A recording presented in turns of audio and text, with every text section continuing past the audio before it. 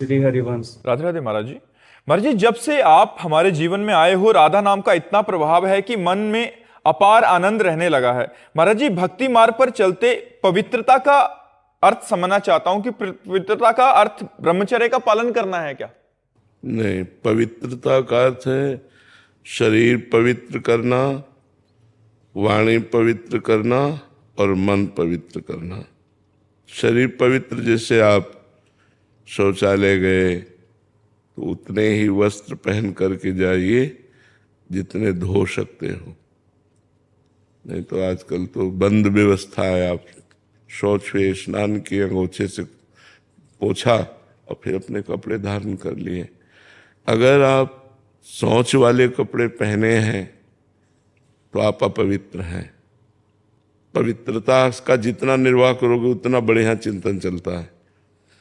लघु शंका गए, आप खड़े खड़े लघु शंका कर रहे हैं, आपके पैरों में छिट्टी पड़ रही, फिर आपने मूत्रेंद्रिय को प्रक्षालन नहीं किया, धोया नहीं, फिर हाथ नहीं धोए, आचमन नहीं किया, आप अपवित्र हैं।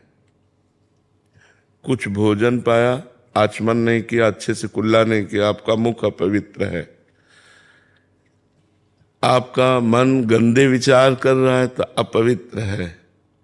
पवित्रता का निर्वाह जितना करोगे उतना ही अनुभव होता चला जाएगा। अब जैसे हमें भोजन पवा दिया जाए तो हम पता चल जाएगा कि बनाने वाला क्या सोच रहा था, कैसे बना रहा था।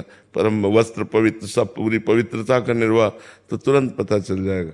तो ऐसे हम पवित्र रहें तो हम अपने मन को जान सकते हैं, अपनी बुद्धि को जान सकते हैं, मन बुद्धि को भगवान में लगा सकते हैं। अब हमारा मन कहाँ गया क्या, इसलिए पवित्रता का निर्वाह करना अत्यंत आवश्यक है।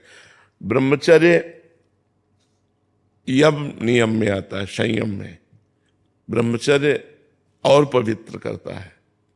ये तो बाह्य पवित्रता है, ब्रह्मचर्य आंतरिक पवित्रता करता है।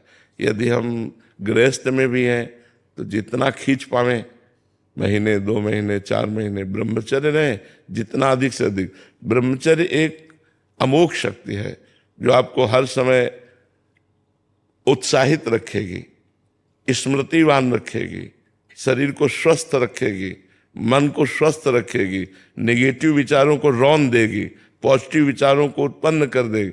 ये ब्रह्मचर्य में बहुत लाभ है। आज ब्रह्मचर्य का कोई महत्व नहीं रख रहा है। छोटे छोटे बच्चे गंदे आचरण कर रहे हैं।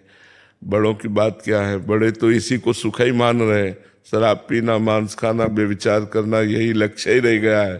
कोई बिरले ऐसे हैं जो इससे हट करके थोड़ा आत्मानंद, भगवदानंद, सत्संग की तरफ चल रहे हैं, तो कुसंग की तरफ ही जा रहे हैं। शराब पीना, ये करना, वो करना, गंदे आचरण करना। तो हमें लगता है कि अगर हम शरीर पवित्र रखें, मुख पवित्र रखें, वाणी से किसी को गलत न बोलें, मन से गलत विचार न करें, ब्रह्मचर्य रहें, पवित्र भोजन पावें, तो अभी देखो आपको इतने में ही आनंद आने लगेगा। राधा नाम जपिए और इतना कीजिए तो इतने में ही आनंद आने लगेगा। अब आप हमें 10 मिनट छोड़ दें, हम चुपचाप बैठ जाए, बाहरी स्मृति खत्म हो जाएगी, बैठे हैं नहीं। अब अपवित्र रहो, अपवित्र खान विचार, तो भगवान में थोड़ी, भगवान परम पवित्र है। जितना आप पवित्र रहोगे उतने आप भगवत चिंतन और अच्छे विचार आएंगे, आप तेजस्वी रहेंगे। पवित्र, देखो हमारी किडनी खराब है, डायलिसिस होता है। आपको क्या लग रहा है मैं डायलिसिस मैन जैसा हूँ? एकदम जोशीले, उत्साह, एकदम फिट। संयम नियम से चलो, अपनी दिनचर्या और भगवान में चित्त को जोड़ो, तो शरीर माना पीड़ा युक्त है, कष्ट युक्त है, पर मन में आनंद है। और मन में आनंद नहीं है, शरीर स्वस्थ है, तो आप क्लेशित है। इसलिए सबको चाहिए पवित्रता का निर्वाह करना, उचित पवित्रता का निर्वाह करना। उन्होंने झगड़ा करो कि मैं क्यों छू लिया, ये सब पवित्रता का मतलब दूसरे को हे देखना नहीं है। दूसरे को हे नहीं देखना है, अपने को पवित्र रखना है, अपने विचारों को पवित्र रखना है। तो पवित्रता का तात्पर्य शरीर, मन, वाणी, इससे है जी।